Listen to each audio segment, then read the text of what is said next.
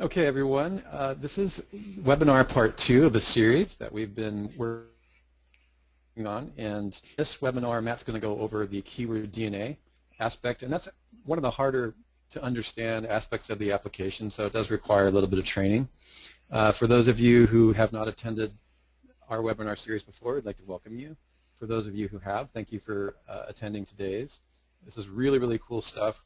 And I think, Sue, we have a few minutes before we actually launch. Are we still waiting for people to get on the call? Yeah, we got about another 5 minutes. Yeah. Okay. We have like 40 or 50 people on, so we'll see how many other people get on the line. Now, first of all, before we start, while we're waiting for other people to come onto the call, is there anyone who has any questions on what we're covering today or what we've already covered?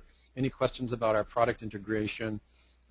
As I said before we started recording, apparently our preamble, some of our secret giveaways on the new upcoming plugin, other things that were kind of off the record was as popular as the webinar itself.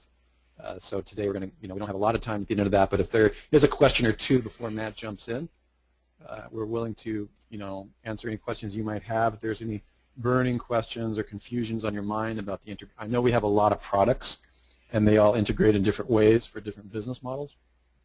So if there's anything that we can do for you right now, go ahead and just shoot a question to Sue in real time, and we'll go ahead and add, that to our queue.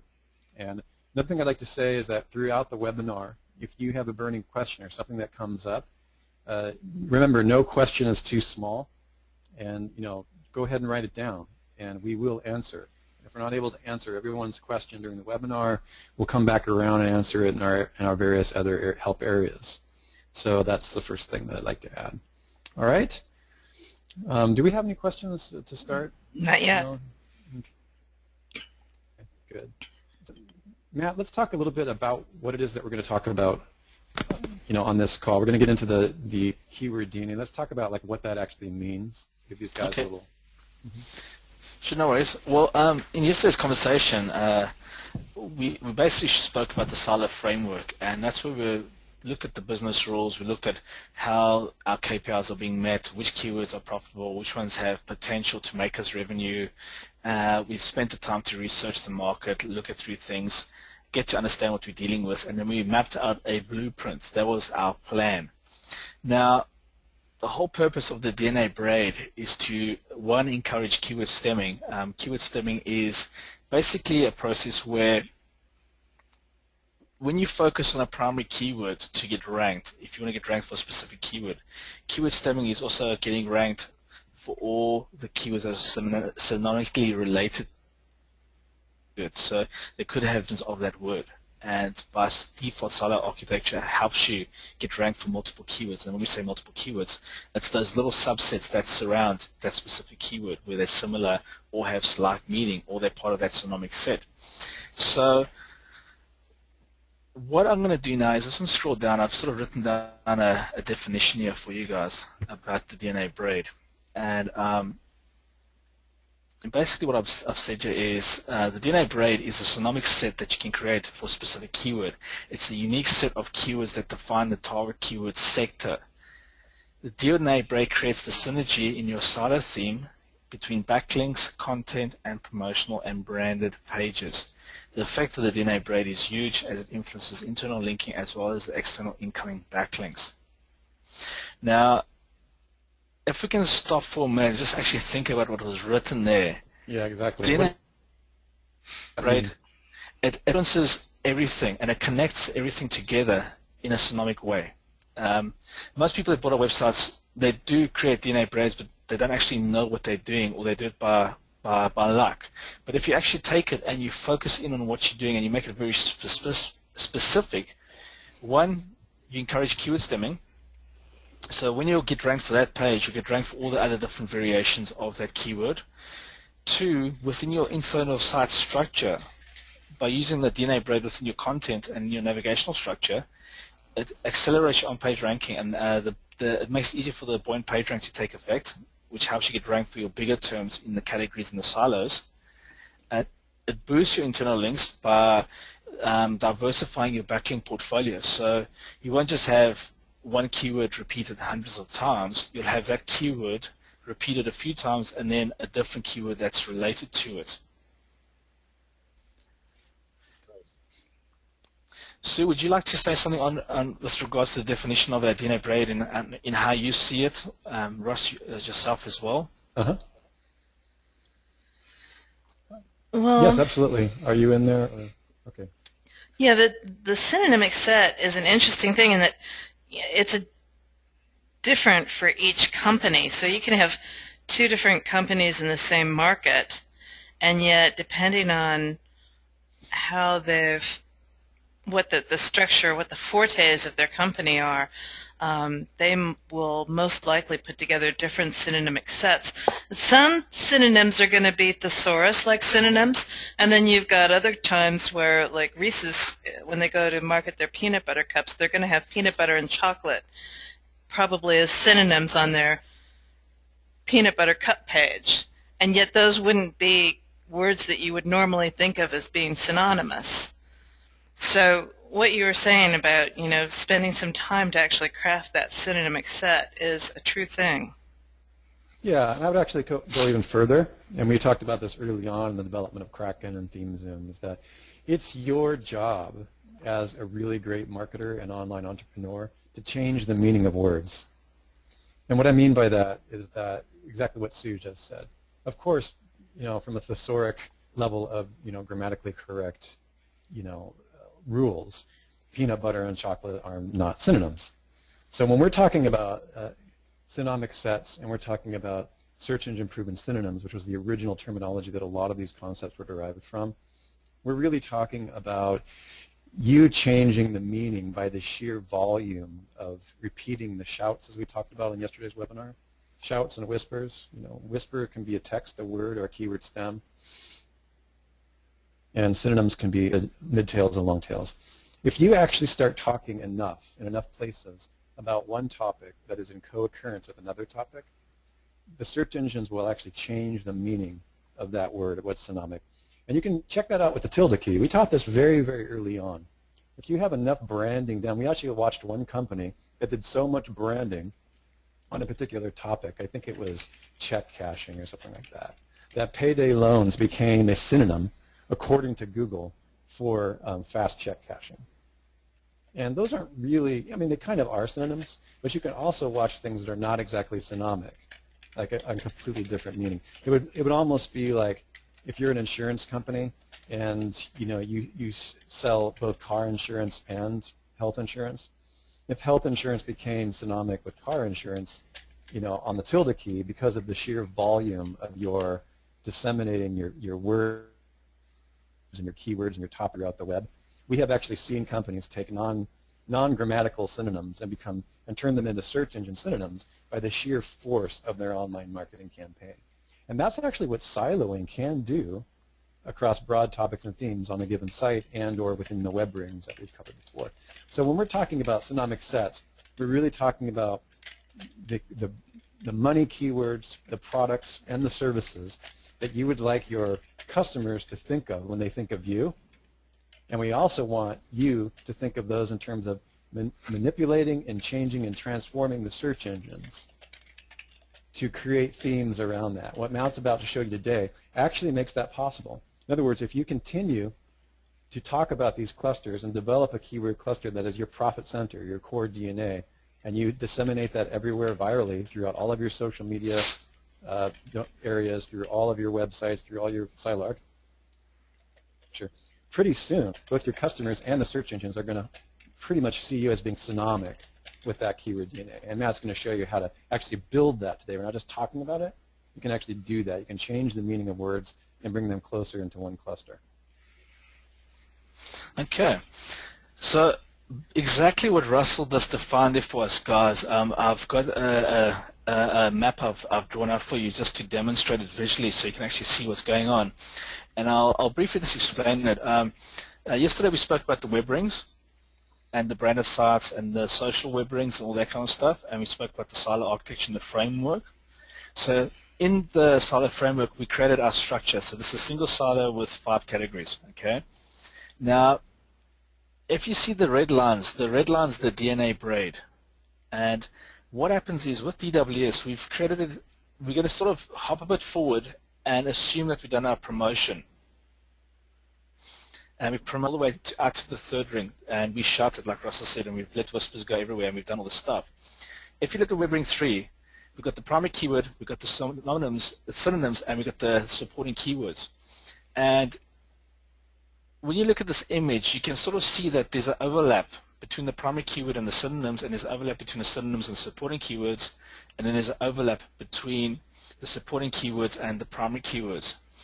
This is typically what happens, and within each container you could have multiple places where you publish the stuff. So it could be blog articles, article directories, social profiles, web tier places like Prosperous. You could have pushed your content through SEO Linkvine, through Linkvana. You could have pushed it through all sorts of other places, Traffic Hurricane, to syndicate and publish your content across the web. But with the Dna Braid, when we show you how to do it in DWS, what happens is as we publishing, we actually braid into all the places that we are broadcasting, branding, and spreading the word. So what happens is when these properties get backlinked, okay, when I said the Dna Braid influences everything, it's actually the golden thread that runs through everything. Now what happens is we have the Dna Braid over here. It's injected into our anchor text, it's injected into our copy, and potentially injected into the site navigation if we published more than one article that's specific to the theme. And that WebRing 3 content runs down to our WebRing 2 content, and it's coming through a synonymic Dna Braid, okay? In the anchor text, it's one of our synonyms, it's one of our supporting keywords, or it's our primary keyword we're promoting. It then links up to another article, which is our branded articles, and it's selling the click, it's getting the guys to come through. That then runs down and it hits our sites where we're branding and speaking about our offers, our solutions, what we do. But every single time it's running down, what is happening is that that braid is pushing page rank down, and it's also pushing the anchor text down through that, and we actually welding the braid into the link flow that's running all the way down to our branded sites. That then links back to one of our category pages, or to a silo, or to supporting articles. But if you look at this very carefully, you'll see that that one line runs back to one category page. Now imagine throughout your whole silo you have got these little mini nets, these mini structures of branded sites specifically synonymic to the page that we are dealing with. And this becomes very, very powerful. So what you're doing, number one, is you're using your backlinks to push page rank into the categories. These categories create buoyant page rank. All the links is synonymic to the theme of the silo, and the effect of all these keywords having the push behind them with the different Dna braids then helps you get ranked for a specific silo structure with very few backlinks. It just seems to float to the top, which has a dramatic effect on the actual cost of getting ranked for these big terms. Right. So two things happen here. You cut the cost of what it's going to cost you in writing content and backlinks. You decrease the amount of time it's going to take to get ranked for the keywords. So if DWS says it's going to take 17 months, from experience we find that it usually takes about 15 to 20% off that time, depending on the market and the theme. You come in earlier if you get your braid right. And that coming in earlier means you're getting to the money faster, you're generating the reads faster, and also you've cut the cost to get ranked for that. And that, on these big terms, like if you're looking at like debt and it says it's going to take you 4 years to get ranked for that term, I just make this up, you could potentially rank for that keyword in 2 years. And you're looking at a multi-million-dollar industry. If you own debt, you own a keyword that's worth millions of dollars. That's the reality of the situation, and this is how we go about it. Yeah, and I wanted to point out here, Matt, also that for those of you who are maybe new in defining our terms, don't panic about terms like WR3, WR2, WR1. Sue has defined these, and so has Matt, inside the networkempire.com members area.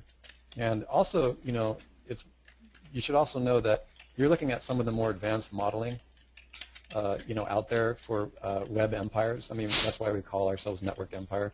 Because I mean, in some of these methods, you're getting very close to setups that you can actually generate PageRank out of thin air. So just, just keep in mind that you're looking at some advanced kind of diagram that Matt is just trying to show you that the PageRank flows, how buoyant PageRank flows, and how you can pass, authority through carefully structured, networks, and then into website silo architecture as well. We'll show you the details of that later. So you're passing authority, you're passing PageRank, you're creating a link portfolio which is diverse. You're getting link IP diversity coming from multiple places, linking in, and everything that is pointing back to your site is synonymically relevant. This is the important part of it. This is what the whole Dna Braid is about. Each single page that's been published has been carefully planned and thought out. But the great thing what DWS does is it manages all for you. So this is where things get really easy because the system manages thousands of keywords. You don't have to use the gray matter to try and figure out, okay, what happens next. And we're currently just developing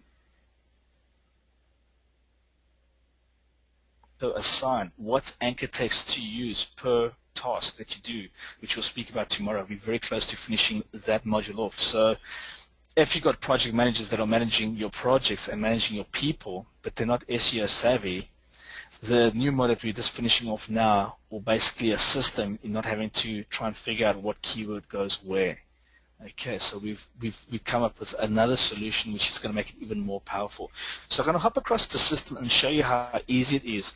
You've seen this, you're thinking, well, this is pretty complex, pretty difficult, but it's not, because yesterday you saw how easy it was just to create that block.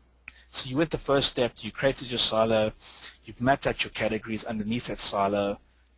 That was super easy. You're confident and done that. All this stuff that you're seeing here, all these connections, everything else here happens by default just by running through the process in DWS. So I'm going to hop across quick and just show you. I got a couple questions. Screen.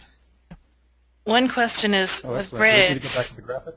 Yeah, with braids, how is this affected, or could it be affected by Panda?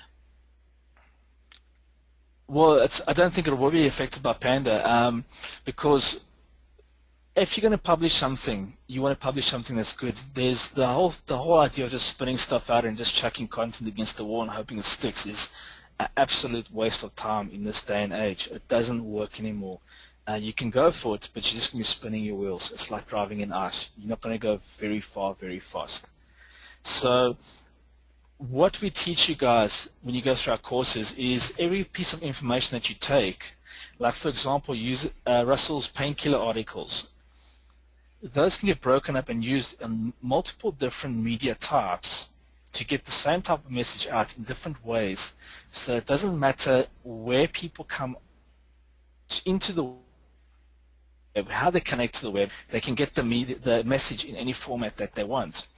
Now with Panda, I don't see this being affected by Panda because you're creating a sonomic solution that is answering people's problems. And you're giving good quality and you're not doing anything that's black hat. It's not anything dodgy. It's just you're being smarter than the rest of the people that are out there doing the same thing. Yeah, I mean, Panda was designed to detect people who weren't theming. Right, it's actually Panda Insurance because you are doing... I'm going to be a little bit more intense than Matt was. It was designed to determine who is and is not theming. I mean, it's so hilarious. I mean, when you really look at it, you look at Matt, some of Matt Kutz's comments on it, and the rest, it's a theming alert system.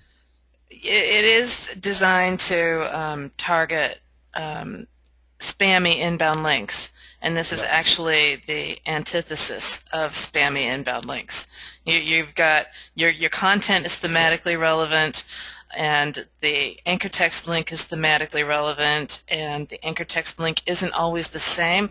We're providing anchor text link diversity while maintaining a thematic relevance, and so it actually works really well with Panda. Yeah, it's really, really hard to fake that stuff, guys. I mean, if anybody would have faked and tried to black hat everything we're showing you here, it would be us. And so we know how, we know how complicated it is to create machinery to do that. And it's really hard. That's why we kept with website silo architecture, because we knew that the data hierarchy that Google uses. This is why Matt Cutts has so many videos on theming. He doesn't call it website style architecture, okay? And he's asked us to clarify that at SEO conference and everything. But themes are really hard to fake, and that's why Matt's DeCruz here is talking about this, because we really don't know that it's difficult to do that. Honda was really an automated system designed to weed that stuff out. Okay, I got a couple more. And guys, sure, I just want to finish off on that Panda situation. Google creates algorithms to basically clean up the index, to deal with the things that people are doing wrong. So people are flooding their servers with documents that are non-relevant and a waste of everybody's time. So that's what those things are. We're not out. If you want to go throw rubbish against the wall, you'll be attacked by Panda. But what we're doing is we're branding and we're marketing, and we're going to make sure that we swallow the conversation whole. Yeah. So wherever we're putting our content out, it makes sense, it's got a specific purpose, and it's there to sell the click. We want them to click back to wherever we want them to go. And we make sure that everything is thematic. So if a guy finds us 3, 4, 5 levels away from our primary website, within 2 or 3 hops, he's at the solution. Or on the once he gets the solution, takes him directly to buy. This is the whole point of what we're doing.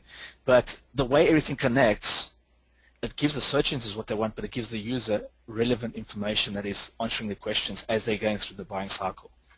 Right. Indeed. Yep.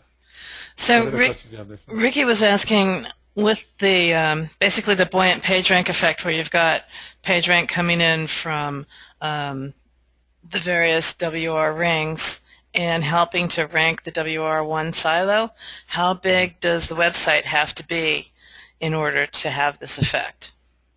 I laugh at this because I get a real kick out of it. I did some work for a client. The first thing we did was, when this was early days of DWS, when I first wrote it, I went to the office and they were after, it's they deal in the debt industry, and they were looking to generate that type of lead, and I asked them, what are all the products that you sell? So they gave me a list of them, and I ran through it, and we found the one little product they'd been ignoring, which was the cheapest to get ranked for, but it also makes them the most money per sale. And I said, let's just do that first, because they weren't too clued up with me, and being a South African in Scotland, my accent sort of made him a bit nervous as well. So I says, no, well, let's just do this job first, and let's see what happens. And we were up against PageRank's 5s, 4s, and some of the authority sites. And all I did was a single silo, because the niche that we targeted was very specific to Scotland. So it was, Scotland's not a massive country, if you know what I'm saying, in the search engines.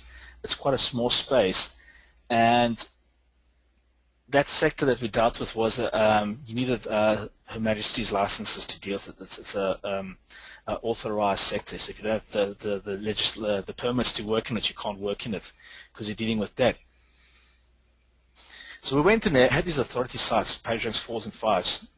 They've been around for about 6, 7, 8, 10 years. And all that we did was we created a single silo, and we weaved the Dna Braid all the way through that single silo, and I basically just did a WRS1 and I did a WR2. I didn't even go as far as WR3. And within 3 months, that whole website was ranked, and we outranked those other guys. Okay, and so that was a single silo of how many pages? 5 pages. Exactly what we're looking at here. This outranked guys that had hundreds of blog posts, that page ranks of 4s and 5s. It kicked them, and the guys were complaining, they were squealing, because the industry is small, and the company was getting phone calls up asking, hey, what have you guys done on the web? What's happening here? Because your site's new. It was a brand new domain, and within 3 months we were on page 1. Yeah, that's fairly typical. There's other stories that we have coming in, and stuff that Sue and I have done is what validates that. So hopefully, does that answer Ricky's question, Sue? Yeah. Okay. Yeah. Just to add to that, Drake, like Russell said yesterday when he explained buoyant page rank, when you back your way into the market, what happens is it creates a domino effect, Ricky. So as these pages are getting ranked and they're starting going through the trust filters in the search engines, they basically, the internal rank connections, the internal linking of your silo structure basically passes kudos onto the next pages, either up or down the silo. Right. And then all of them follow the same principle as this red line running here. They're all passing PageRank back up. And there are advanced techniques where you can actually manipulate the links so that the PageRank moves to different places. Yep. So you can actually boost a page that's actually stuck and give it a nudge. But it's the Dna Braid that makes the ranking a lot easier, because you're giving a very clear indication to the search engines what you are about. Indeed. Yeah. Yeah, there's 3 ways that you can define what a page is, what the theme that a page is about. One is the on-page factors. That's your H tags and your metadata and the content on the page, the image names, that kind of thing. One is on-site, and that's the other pages that are around it that are linking to it with a contextual link. And then the third one is off-site. And each one of those have about 33% of the theme-defining factors. And so when everybody takes advantage of the on-page, because that's pretty easy, but not too many people take advantage of the on-site. And so when you don't take good advantage of the on-site, then you have to make up with it with off-site. So your inbound links are basically doubled. Your requirement is at least doubled. Yeah. Yeah. Mm-hmm. Yeah, and actually there's some testing that we've done with some of our clients and the rest, that it's a lot more than that. I mean, well, yeah, if you've got spammy links, there's no thematic relevance being passed at all. You're not helping to define that theme. Right. It's just spam. Right. And what happened in the SEO industry over the last 5 years, and Matt can vouch for this, is like everybody's been measuring against spam farms that are directing links, and it's still around, links to the home page without any buoyant page rank. And so when people say, oh, you need this amount of links, they're not measuring the requirements like Domain Web Studio is measuring the requirements more accurately, because they don't understand that the quality of the link factor is related to whether you file it or not. So we take that all into account in Domain Web Studio. Matt and Sue have written that in. And that's a whole other world of understanding. It's a whole other level of understanding what you really need as far as thematic relevance. And that's what the whole Dna Braid is all about. It's just taking those synonymic keywords and weaving them through everything as you're going down through your site and you're working through the process. And when you're publishing the stuff, everything's in place, and you're ticking off all the boxes on every single piece of content you've published in that little network you've created there, the same there, the same there. And all these networks are all linking back to things that are all supporting that specific page. Now, with the project manager tomorrow, when we look at the actual promotional plan blueprint, these networks will vary dependent on how difficult that keyword is to get ranked, or that keyword is to get ranked. Right. And silo terms will have nodes running back directly to them, and typically you would come to those later on. But getting these ones ranked quick will be where you cut the cost to get ranked for the big terms right down and right back. You shave the money back. And once again, that's what DWS is about, is managing your business and doing things smart and thinking, taking the straight approach to do things the right way, but to also cut the time to get ranked, cut the backlinks costs right down. And tomorrow's session is really good because we show you how to repurpose content and can demonstrate the massive savings you can make, which then justifies what Russell's told you, how to write your articles in a specific way. It all will start making sense, and this is why we're doing the webinar, so you guys can get the dots to connect. And when you get the dots to connect, you understand what you actually got in front of you. So is there any more questions on this, Sue? Yeah, we've got a couple of them. When we talk about 5 supporting articles being critical for each silo, is that a combination of category articles and supporting keyword articles, or should there be 5 articles for just the category and then 5 underneath that? And the answer to that is that you want 5 pages to support the page above it. It has a lot to do with the function of the way that the page rank runs through the pages, but it also has to do with establishing the theme. You can have fewer than that would establish the theme, but when you have 5 pages, it really makes the theme really obvious what it is. And the wider that you go, like if you can do 10 or 20, then that's really going to provide a lot of page rank support for the page above it. Right. And so the more competitive, if you have a really competitive silo term, you want to go wide rather than deep, going deep actually drains PageRank from the silo landing page. But you know, like I don't worry too much about that. If you've got articles and you need to go deep, you go. I mean, products, and you need to go deep, then go deep. But Yeah, the because wider, yeah. Go ahead, Russ. I was just going to say, because you'll compensate it for it in other ways that we're going to show you later on. If you have to go Exactly. really deep for products, like especially with Exactly. one feed stuff, we'll get you back with RSS and micro content and the rest. But another thing is that, you know, we keep getting the question because everybody wants an exact formula. If as soon as we tell you 5 articles, which is what we know for sure that 5 articles isn't going to cover you. Someone's going to come back to us and they say they're going to they'll say they've done it with 3. You know. So, well, here's the thing. It's also sector related or market related. It depends what you're up against that determines the size of your theme. Like this example, for that niche I targeted in Scotland, I needed a silo landing page and 5 category pages. I've not put any supporting keywords underneath that at all. oh. And later on, all we did was we connected a blog where they just wrote industry news, and I mirrored the silo theme, single silo, 5 categories in the blog. And we're pushing the page rank across from a blog as well to the main site. Okay. That's what we did, but that's a small sector. If we were dealing with that, then it's a whole different cup. And this is where vertical markers come into scope, where you can look at it. Is it a market, is it a theme, or is it a niche? And depending on the size, that determines roughly how big and wide your site's got to go. So there is no fixed thing. You just need to look at what you're dealing with and then see how you can segment it. Exactly. And you guys, I've seen some amazing things like in the bankruptcy industry and other banking industries where I had clients, I mean, just literally like direct hands-on tests where, you know, they were paying huge amounts of money to own single keyword themes in the banking industry.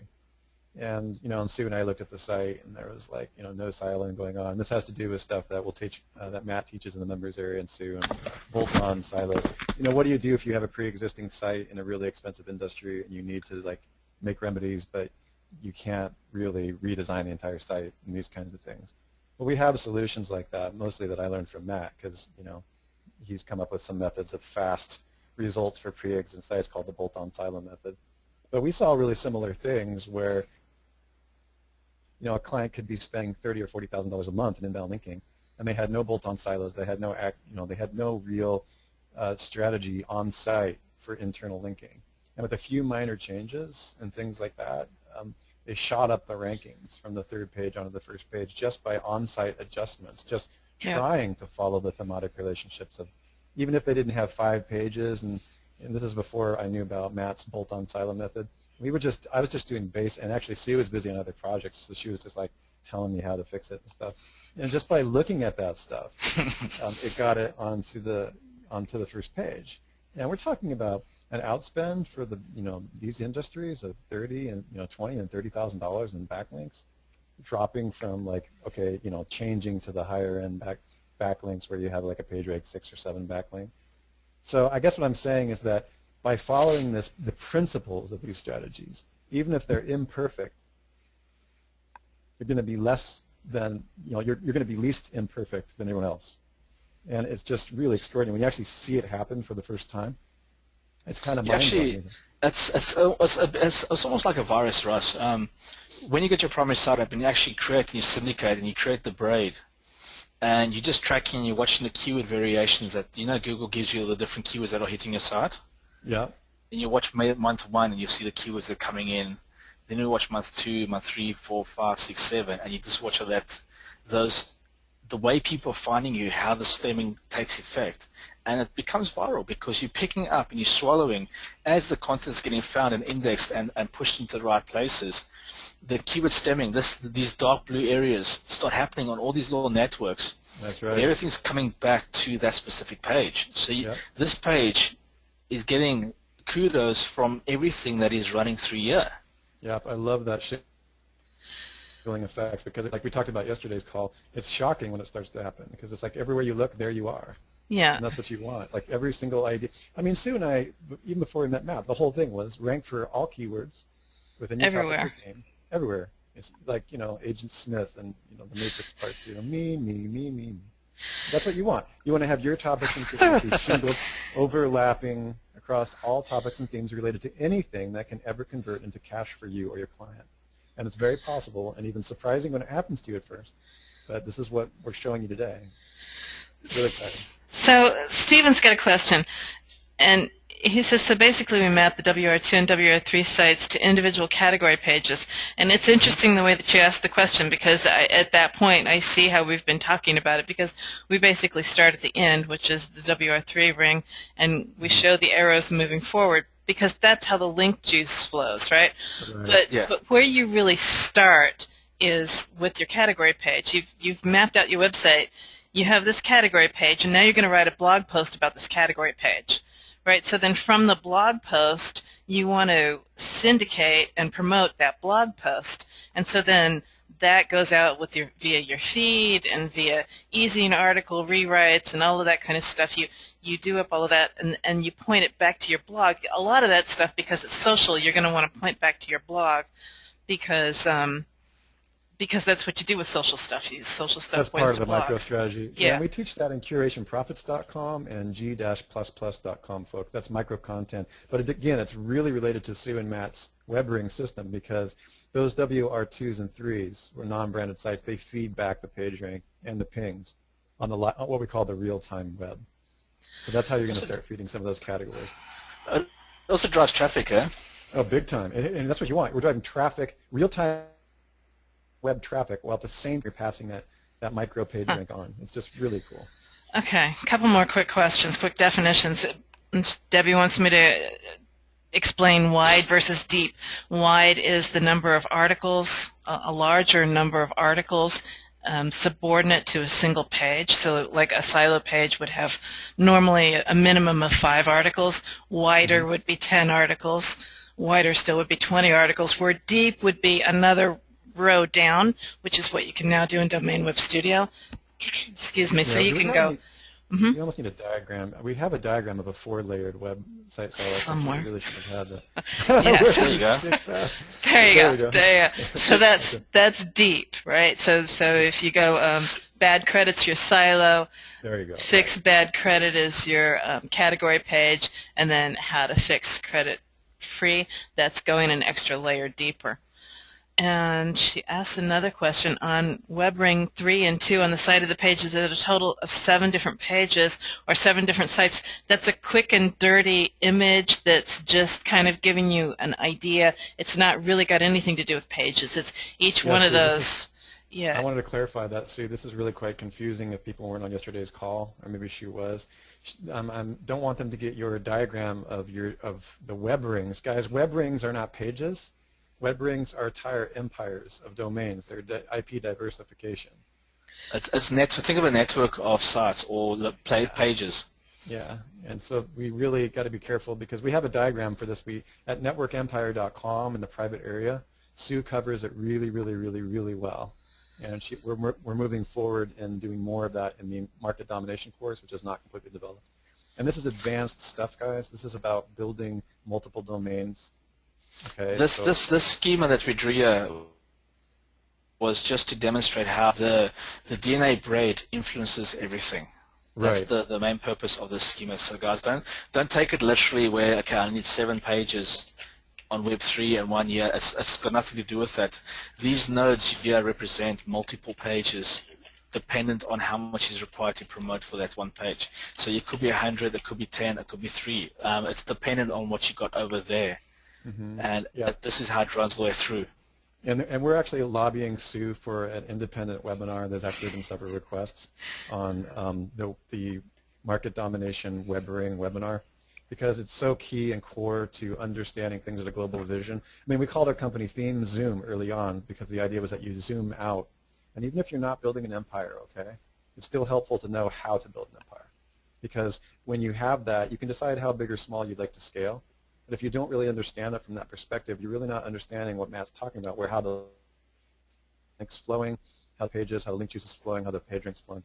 So the reason we teach you the web ring, Sue's web ring stuff, is so that you can understand how to grow to any size, and more importantly, how you can make the best decisions, not based on guesswork, but based on a modeling that Matt's showing you here. So this, we'll do another webinar on that.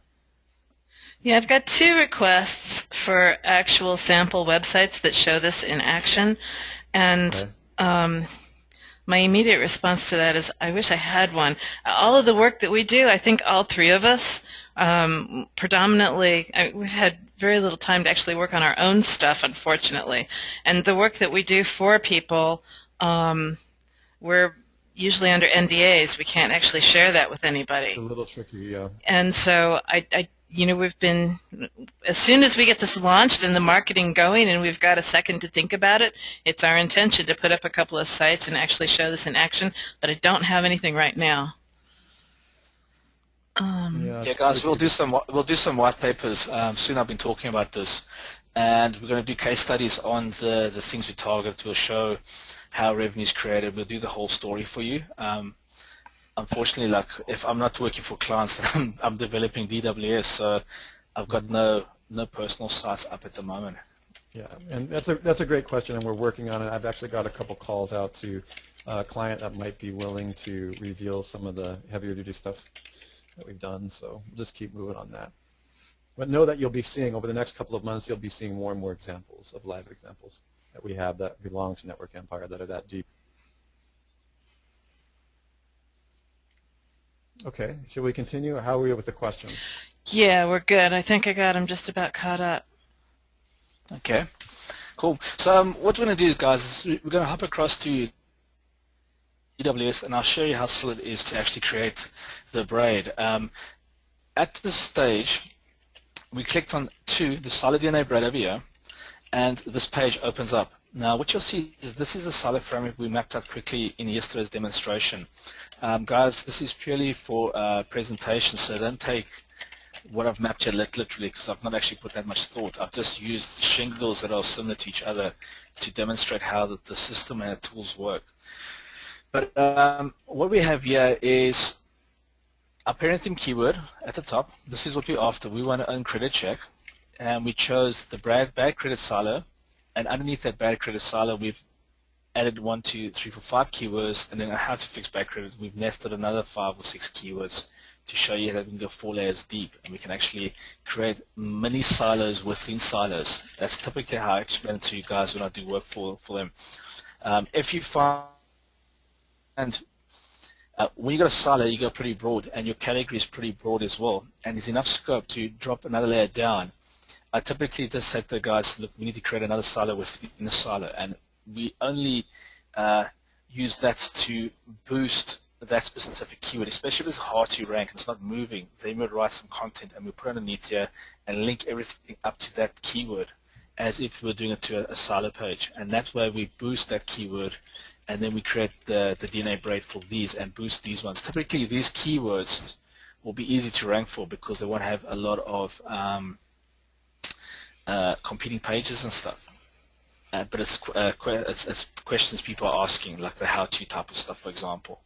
So how do we do this? So what I'll do is I'll just start at the top of the screen here, and what we got here is back credit.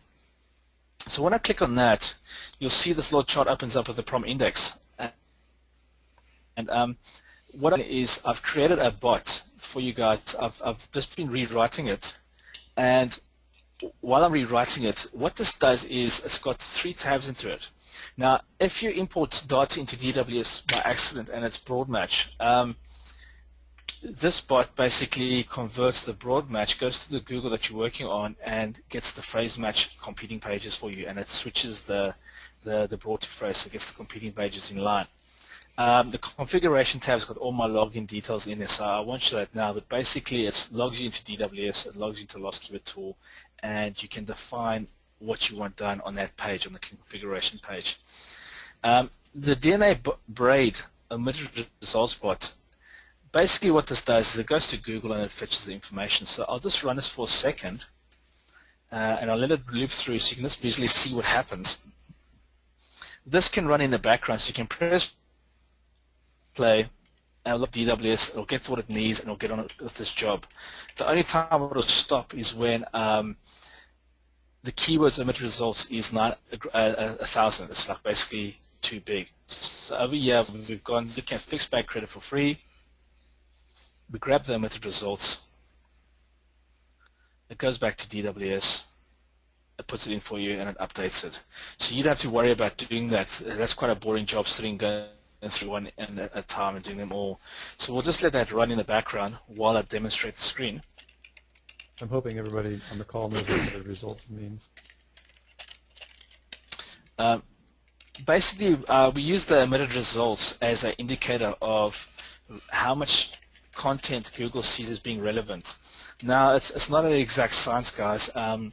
Sometimes you'll find things that aren't relevant, but they mention the word coming in near the back of the index.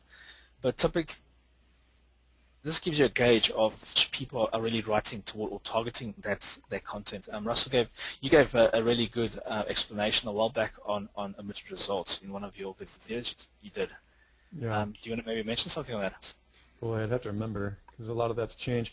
Things have changed a bit. Sue and I updated the emitted results parameters actually a couple months ago. Whenever that, remember that, Sue? Mm-hmm. Yeah, and essentially the reason we introduced the emitted results to begin with, or the reason that I did, and then Sue made some corrections as we actually did a larger data set statistical analysis of it, is that Google, there's a lot of people, especially SEOs that are maybe beginners, that really think that there's a lot of competition for things. Because when you look at Google, it says, there's 22 million results for this broad match phrase, search engine marketing or whatever.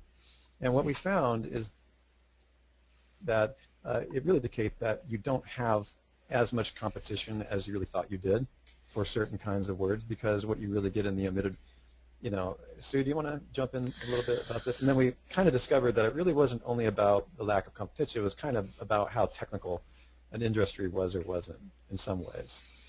So, yeah, it really, remember that conversation? yeah, absolutely. It really does depend on how many people are saying something interesting about the topic. And sometimes you've got incredibly uncompetitive markets where a lot of people are saying interesting things. In other words, there's a lot of different articles that have inbound links. People are pointing to them, and that citation gets them ranked. And you can have some topics that have got 800, 900 competing pages, and yet the #1 spot's held by a PageRank 2 website. Yeah, and, exactly. And then the reverse is also true. You can have things that have only got 200 or 300 pages, and yet the #1 page is held by a PageRank 6 site. And the more technical things, the really super technical topics tend to be like that because there's not a lot of people writing content about it, but the people who do have something to say, what they're saying is very worthwhile. Yes, exactly. So I really think that the interesting thing is going to be on these graphs when we get them so that you can look at the PageRank and the omitted results together, because that tells an interesting story. Exactly. And Matt, if you don't mind, just since we're here, if you could open just a new tab and just go to the regular Google search engine, because I really want people to understand the power of this, how much a favor you've done us. Because if there was a beginner watching this, they wouldn't, or a new person to Domain Web Studio, just show them emitted results on a search engine results thing, like maybe do, I don't know, like search engine optimization or something like that, or some keyword. Just type a keyword in the search. One of the keywords that are in Domain Web Studio. Maybe no worries. This is do credit check. Yeah, let's do credit check. I just want to just a quick and dirty show these guys in case they have no idea what we're talking about. So when you go to the regular, we're in the UK. I didn't know there was a search engine in the UK. Kidding. Okay, so You're bad. If you go down, it's more like a website, isn't it? Okay, if you go down to the bottom of just show them what we mean by emitted results, just a quickie. Yeah, so when you go to the last page. Yeah. So when you're looking at the search engine, you can see there's page 7 of. When you hit the last page and it's on page 7, it says in order to show you the most relevant results, we have omitted some entries very similar to the 660. This is pretty powerful stuff, guys, because this means that there's really only about 6 pages of partially or moderately well optimized search engine optimized results. I mean, just really sit with that for a second, and if you haven't my wrap on this before, think about what that means. There's not 22,000 or 22 million, how many results it was. There's really only about 660 optimized that aren't really either duplicates of the same page on the same site, which makes up, by the way, about 25 million, Russ. Oh my gosh. Okay, so a lot of the times, guys, when you get those Sue talks about this as Google just making estimates of how many competing pages there are, and they do the snap thing, and she doesn't buy it at all. But it's the closest thing that we have to anecdotal evidence. So they do a statistical baseline, and they just throw up a result, okay, and then we call that. Remember, all of this stuff is anecdotal. But when you look at the omitted result, what you're really seeing here is that most of the stuff that was included, even if there was, 22 million results, is like repeats of pages that are duplicates within the own sites, which, as the research I found, shows that most duplicate content is duplicate content inside the same site. Jerry West talks a lot about that too in his work, and it's really true.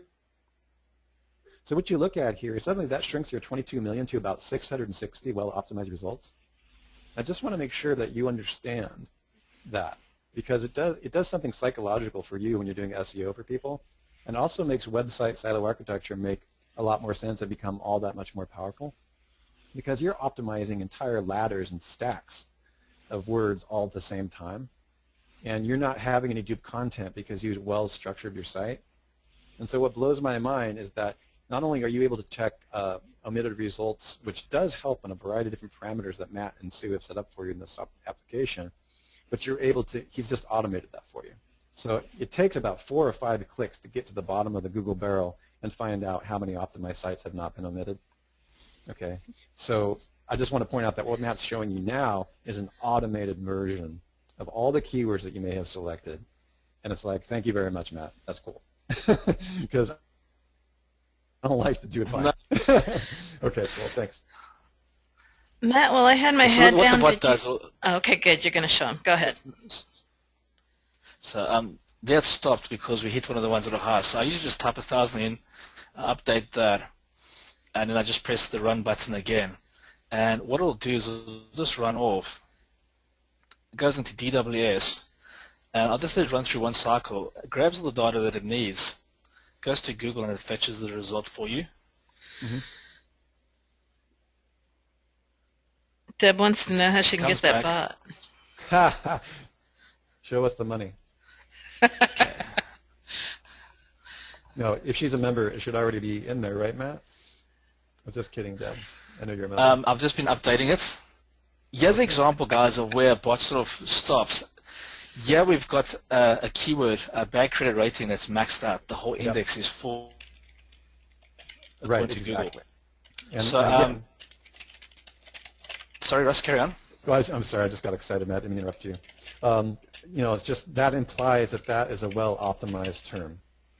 Okay, it doesn't imply what the page rank or what the inbound links are in the upper echelons, but it does imply, as Sue pointed out, that that is a term that there's a lot of competition for it, and therefore a lot more unique or optimized pages in the index.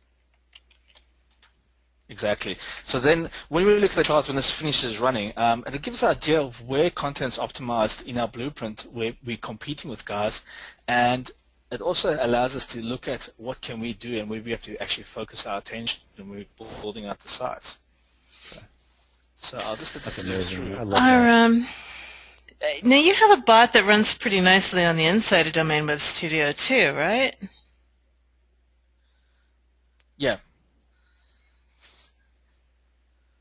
There's another one. Yeah. These keywords we got here are all pretty well optimized. If you're not a member, so I'll let this run.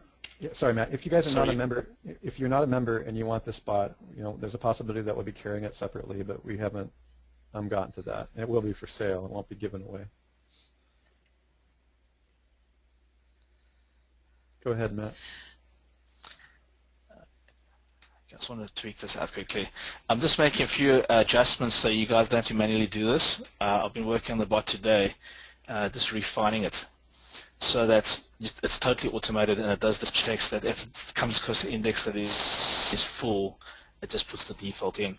So there we can see there's 11. So from 2 that are super competitive, now we've got one that's 11, and the bot just carries on doing his job. He just chips away at it. Good. Gets from that keyword, what's next, he grabs it. Matt, can you show them where it is actually within Domain Web Studio, since they don't have access to this bot yet? Yeah. It is. I don't understand the question. Well, you're inside the bot at the moment, right? Oh, right. We're in DWS, and the omitted results, basically, if you did it manually, when we come into the silo, we're in the silo framework page, guys, and we've got these actions required. Now, when we first started, you would basically work on a keyword and you'd click on the link and you'd fill in whatever it is, and you'd then click on that link there to open it up. And it basically says that let's make this one 900, yeah. And you had to go through this whole process manually, and this is why I created the bot for you guys, so that you don't have to stress that. So we've got the number 342. So then what we would do is we'll just type in 342, and we would update that record. So what they're asking, Matt, is right now, what they're limited to in Domain Studio is not the automated bulk keyword emitted results. They have to do one at a time within the keyword DNA area, right? No, from tomorrow the bot's there. We've created a version that's running, but Google changed something on his screen. So I've just had to go and update those. Right, it will be there tomorrow, is what you're saying. Yes, I'm just tweaking off and making sure everything's running smooth. Okay. All right, that's what she was asking. She was asking where can she get the bot. Okay, so that'll be tomorrow. She'll have it by tomorrow. Yeah, that's what Matt's working on to change. Whenever Google changes something, we have to adjust. Yeah. The other thing I'll say about the bot is it runs on under Windows. So Apple users, don't shoot us, don't send us mail bombs. Oh, wow. Better get an Apple. That's why I was saying yesterday when someone said better get a Mac. Yeah. I was like, yeah, go ahead. No. We'll look at a Mac version, right? It's just harder to program in there. But right, so there you go, guys. It's finished doing all the work. And it runs, and it does. I've done some blueprints where we had like a few hundred keywords, and like in half an hour it did everything for me, and I didn't even have to look at it. It just went and filled in all the stuff. But what it does do is it will fill out a chart. Once we import our competitor data, we'll get a whole chart over here that it does everything. So if I refresh this page, you'll see that that omitted task disappears. so because you accomplished it. Yeah. It's done. It's gone out the way. Nice. So what we did is we took the focus. We want you guys to focus on the supporting synonyms for each keyword and the supporting keywords. Importing the top 10 competitors and doing the omitted results, the bot handles that for you. So basically, if I want to import my competitor data and I've got a last keyword tool account, I'll then just basically press play. And what this will do is run off, log into the last keyword tools, it'll drill into the keyword, it'll download the competitor data, it'll actually create a folder on your desktop, I'll show it to you now, called DWS projects. It then creates a project folder called competitor data with the profile ID 217, and then as it starts downloading information, it creates a folder with all your competitor data for your whole blueprint. So if you like to look at spreadsheets or your client wants that information, it basically will just be there. You can zip it and send it off. So it pre-formats, renames, and it does everything. And when you look at the competitor data spreadsheets, it puts the keyword into each one. So it reformats the naming convention. So it maps out your whole blueprint so you can relay things. So that bot's just running in the background. But this is where we build out the Dna Braid. So now that I've got the bot out the way and he's doing what he has to do in the background, the Dna Braid gets created in the content section over here, in this content tab.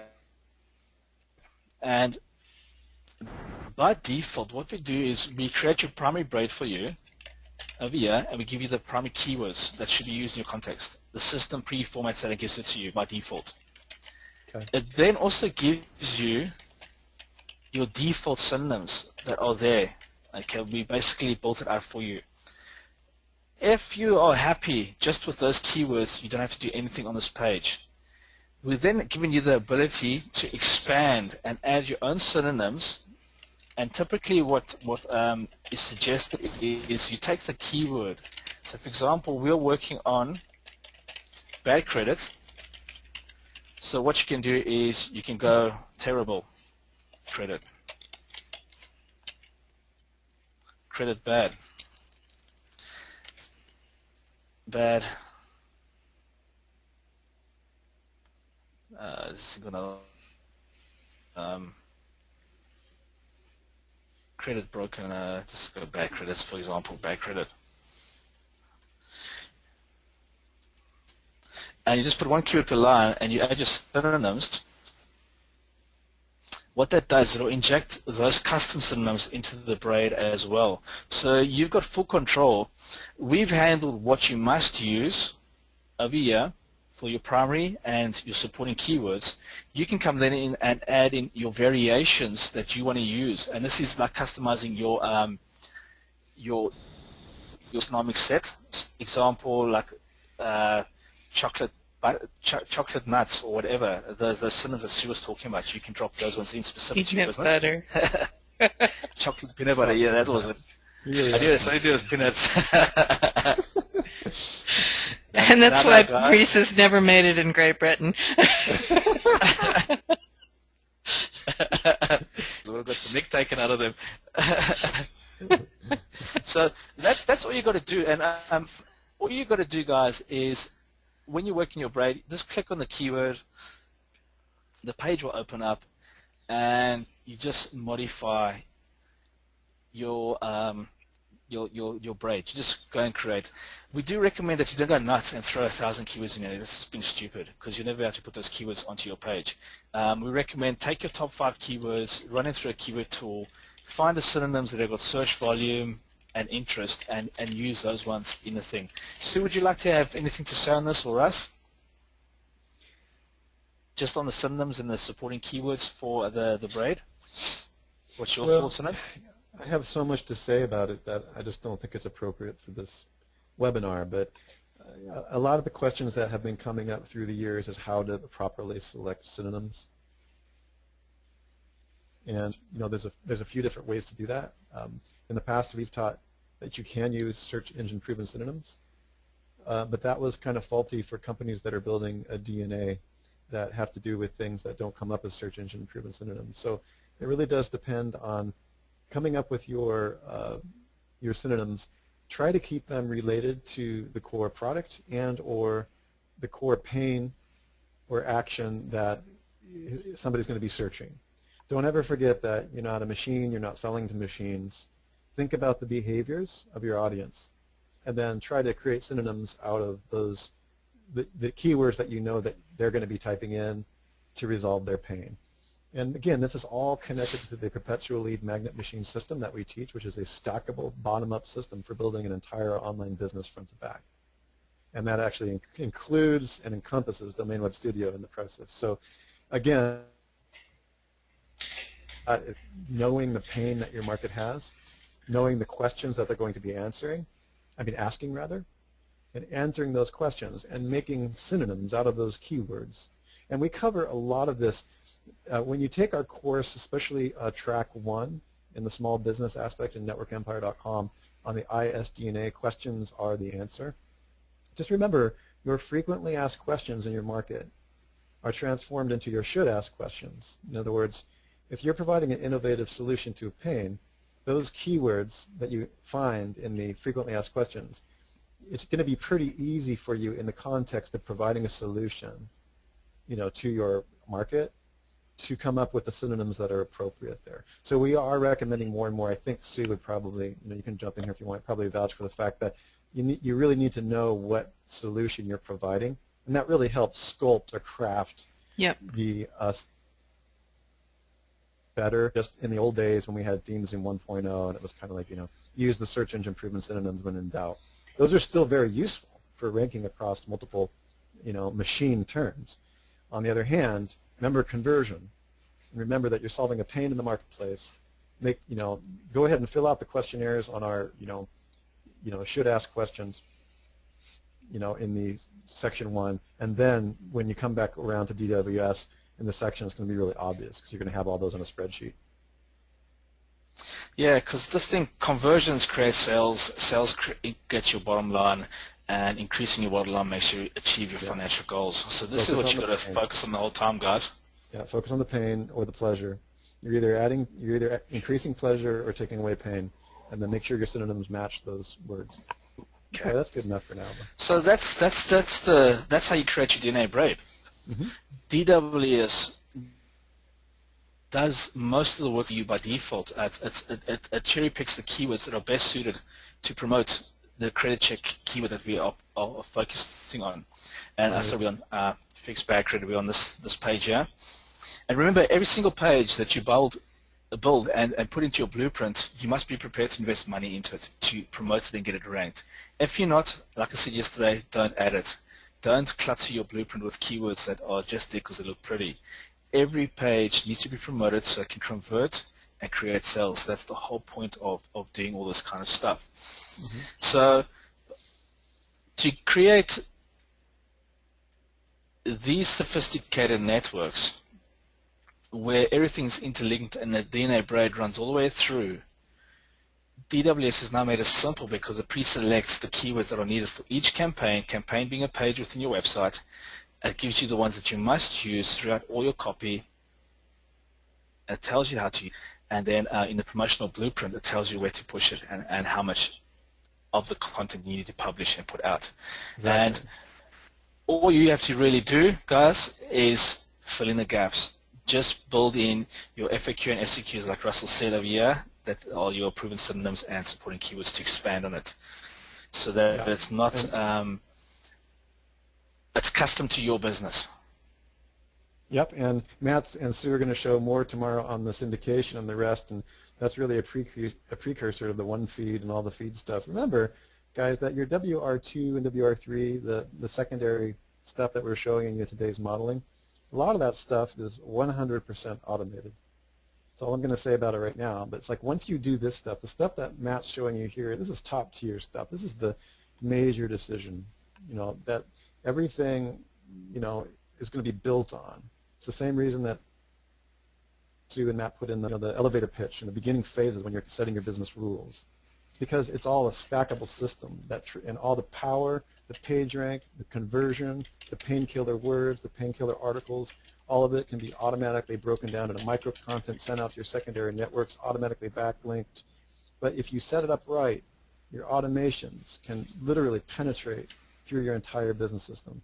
And that's what the perpetual lead magnet machine is about, which we pretty much just give away in networkempire.com, and let alone Domain Web Studio. So I just want to emphasize again and again and again how powerful setting these things up and doing the work, and you can rest and relax and be assured that when you do this work once, it has ripple effects across potentially tens of thousands of dollars for yourself or your client.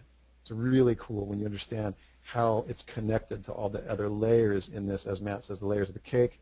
Sue talks about the layers of the web ring, and I talk about it in the layers of the one feed.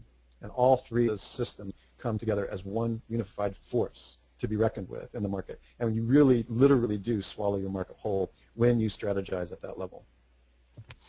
So guys, it's not difficult creating the DNA braid. It's all done for you already. That was why I thought I'd just put a bit of scaremongering on it first to make it more dramatic, showing you how things run, and it looks like a lot of work. If you had to do this manually, it is a nightmare to manage. It's an absolute nightmare. That's what the pain of doing this is what got Sue and I talking in the first place to create DWS, because we got sick of trying to keep control of all of this stuff. Yep. Now the system does it for you. It tells you what keywords to use on what page. Now for your writers, remember, you feed it in once into DWS, it gets carried all the way through the system. So when you issue instructions to your writers, that braid is going to be there for them. They can just drag and drop the keywords onto the page as they're writing, and they can just cherry pick which keywords they want to use the most from whatever we give them, and we give it to them in syntax format. We give it to them all broken loose. They can just copy and drop it in as they write things. They press submit, the content's ready, and the team that publishes can publish it off. As soon as it's published and the team says, okay, cool, it's been published, that goes directly into something else, but I'll speak about that tomorrow. Yeah, we'll talk about that, because the third event is really going to be the most exciting for me, because it's really about you guys sitting back and relax. Once you've done all this stuff, you can just start to realize how you can outsource it and syndicate. I love that stuff. Yeah. So this is simple. Map out your silo in the blueprint, plan it out, take the time, do it properly, and even while you're mapping out your silo structure in the silo framework, you can run the bot, and the bot will deal with what you built out so far, and it'll go off and fill in the gaps. So by the time you come to your DNA braid, the slots are all filled. Look at each keyword, you look at the competitor data, you look at the omitted results, you look at the chart, you see how the chart's all been built out, you make your decisions, you look at your SEQ and FAQ shortlist, you drop your few keywords in here. I wouldn't recommend putting more than 5 keywords in, just keep them to the best, choose your best keywords and throw them in there, put them into your braid, and just fill in the gaps. Once that's done, then start ordering your content, go into the project manager and start getting the site built out and get it live. Hey, Matt, I have a question. I have a question for you. Sure. I guess I'm kind of embarrassed. There's something I don't get. How does the prom indicator, can you please, you keep reminding me about it. It's something that you invented. Can you just remind me what it means? The prom index is it's basically a page rank omitted results algo we wrote. That's right. Okay, I remember now. We basically wrote it to see if we had to take a guesstimate, how difficult would it be to get ranked for this keyword. What do we actually have? So that is omitted results, right? That's the omitted results? Yes. Okay. So the keyword we're looking at now, fixed bag credit free, which is sitting in the 4th tier, so it's underneath the categories as a supporting article. Typically these pages rank really easy. You can see it's got a difficulty level of 1. It's going to be not hard. And the index is not even high. It's like 269. It's actually very, very low. It's an easy keyword to get ranked for. So you can just look at the... Sorry? Give me a scale. Like I don't have anything to contrast it with. Like it's a scale of 0 to 300. No, the prom level is 1 to 5. Sorry, 1 to 4. So 1 being the easiest, 4 being the hardest. Okay. The omitted results deals with the index of 1,000. It's always 1,000. So if you're in the top 250, it's super easy. If you're between 250 and 500, it's a little bit of work. 500 to 750, you got to do you got to optimize. 750 to 1,000, the guys are fighting for the keyword. And typically when you see those hard things, there's money being thrown around there. And once you can look at the page rank as well, if you've got page ranks average of 4 to 6, then you know that the authority guys are in there for a reason. Yeah, and that also helps you look at the keyword and think, okay, you can actually start seeing what you're dealing with. Yeah, absolutely. And this is a controversial topic, guys, that Sue Bell has done some writing on, and we've actually covered this a little bit in the wiki. I just couldn't remember how Matt had scaled it here. But we do talk about the various, there's actually some debate about difficulty and the omitted results that Sue has brought up. But we've covered that, and generally speaking, the prom index, I think when Sue and I were looking at a few large data sets, we decided that in general, it's 3 to 500 or something like that, Sue. Actually, you had something unique to say about that index. We don't know. Actually, I thought we talked about it. You mean in this call? Yeah. Yeah, we talked about the we actually have a scale on our wiki. We have a written scale that people are downloading. It's a graph. Mm-hmm. And so what I'll do is I'll check with you guys. I want to make sure that it's good to release to our students. Okay. We actually provide a scale. And, so that's really what I'm getting at here, is we should probably release that scale for them. Okay, sure. And just if it, I'll put it across your desk, and if it's good to release, then we'll release it, because it actually just says what Matt just said. Okay. Like hard, difficult. And I don't think we released it to everyone because I think we were waiting to see if you agreed with. Yeah, I tend to look at it more because it's not really hard.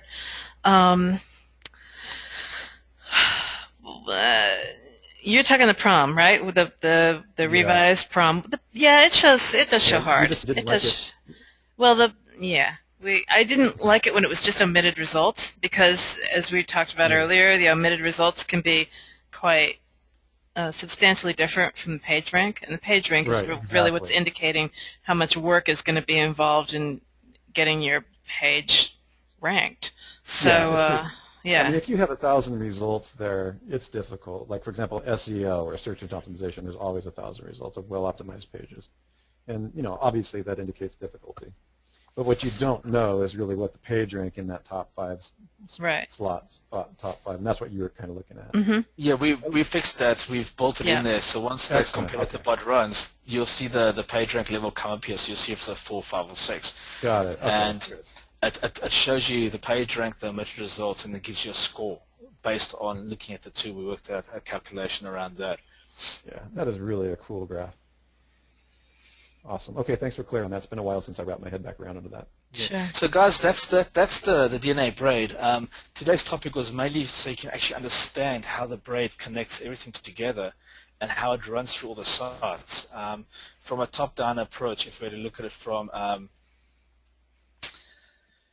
your primary rings running all the way down, you can sort of see how everything runs down to your primary site at the bottom. Everything that you build flows to your site. So that's why I said PageRank runs downhill.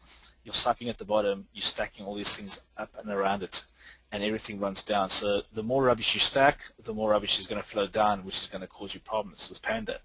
But with the DNA braid, when it's done properly and you've got that tsunomic set running from the top-down approach, all feeding back to your sites through each category, what happens is, like I said, you get the stemming and the overflow where keywords overlap.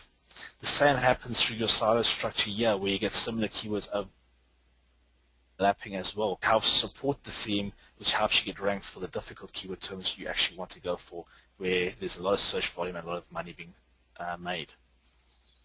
And that's what the DNA braid is all about, guys. Excellent. Excellent. Thank you. I think that was a great call. Any questions, just to wrap this up, guys? We haven't had any questions for the last few minutes. Fantastic. Yeah. I guess it's tomorrow at the same bat time, same bat. Exactly. Yep. We'll be back with the cherry on the top of the Domain Web Studio pie. Absolutely. Well, I want to thank you all for attending and investing this time. We know that time is limited for all of us, and I'm really, really glad that you're investing your time with us. And we will continue to make this the best it can be. And I'm just excited. I'm really excited about this stuff. I'm working with minds like Sue and Matt. So I look forward to seeing everybody on the call tomorrow. If you have friends that you would like to invite to the call, of course that helps us out. Anybody in your organization, invite them. And also, as I said yesterday, those of you who are affiliate marketers using this, I know there's a few of you out there, go ahead and give me a call so I can get you set up, because we are in launch.